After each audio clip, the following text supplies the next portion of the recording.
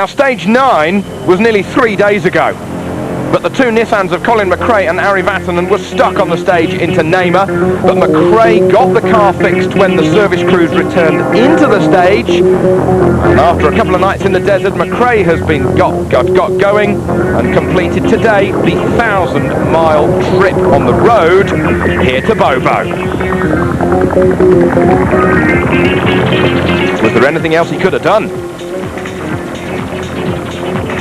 Not a lot, because by that time we were completely finished. I mean, there wasn't a lot we could do. We needed the parts to repair the car.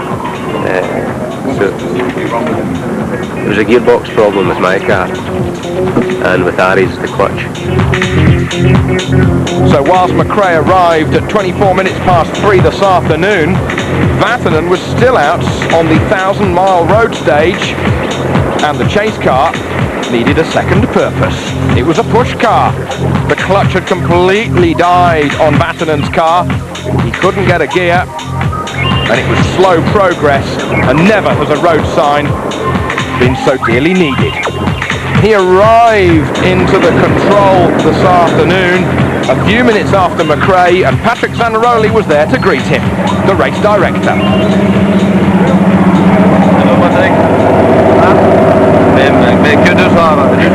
He says we're 2 days late, but at least we've got here before the deadline at 6 o'clock. But Vatanen says, how many extra penalties might I get if I'm pushed out of this control zone?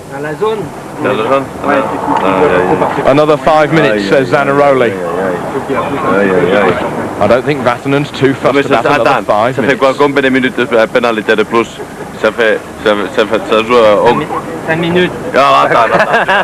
Not fussed at all.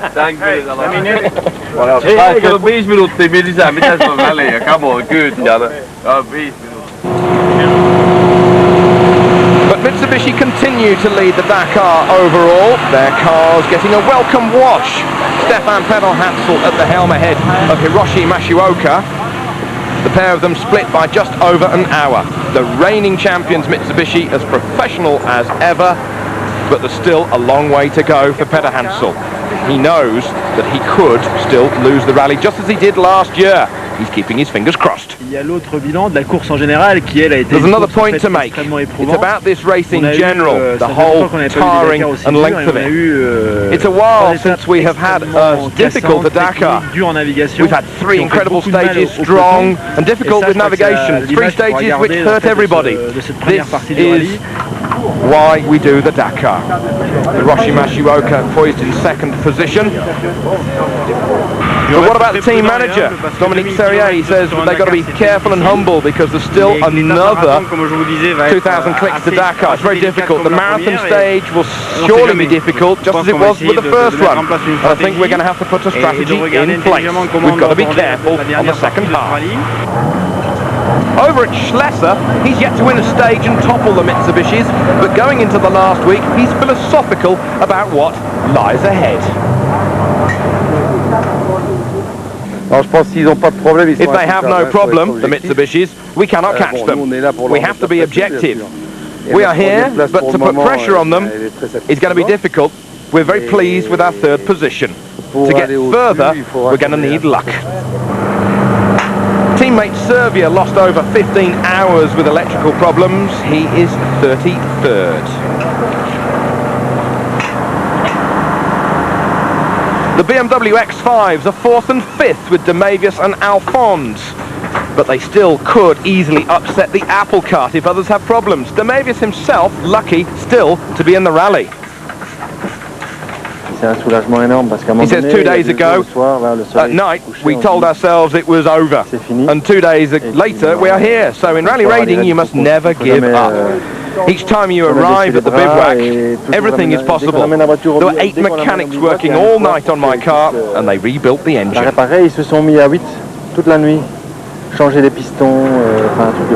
They changed the crank, they changed the pistons, they changed the conrods, and it was all done at Neymar in the middle of night and in the middle of a sandstorm. Heroes, every single one of them. We're 4th overall, and we've got to stay in the top 5, but we've got to save the car. These 3 days ahead going to be difficult because coming out of today we've got the taste of holidays in our mouth. But the two stages near Tajika frighten me. It's going to be very, very hard. Over at Volkswagen, Jutta Kleinschmidt lost an enormous amount of time with the water crossing, but she's still in the rally. But Sabi is seventh. Chris Nissen, team boss, saying we can be very happy because both cars are still in the rally. We've had good results from Jutta on the last few stages, whilst Bruno is doing a very good job. The team is also holding together well. I think that Volkswagen have improved a great deal since the beginning of the rally. Of course, I hope we will continue this way all the way until the end. It's possible, and if we manage that, we'll be very happy because we come here to learn a great deal. We knew it was a big risk to come here with a brand new car without having tested it. We know that the Touareg is a good car and we're very pleased with it. Volkswagen, their second year of a long-term strategy on the Dakar.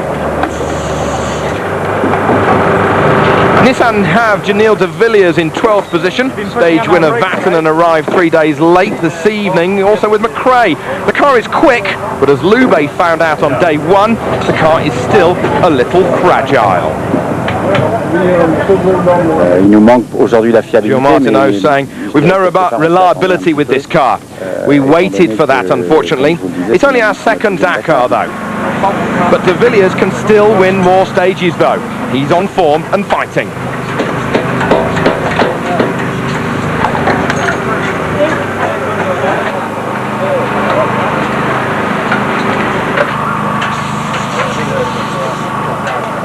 With the rest day, the guys will have a chance to get everything back together again and just fix everything up, all the problems we had, and hopefully we can have a good second part of the rally.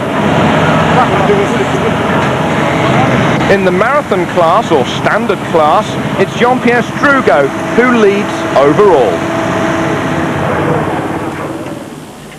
He says to us here, the situation is good. I'm 15th overall and I'm first in the standard class. This category is always our target each year. Strugo first, Ukyo Katayama, former Formula 1 driver, second in the class, and Javier Foch, third.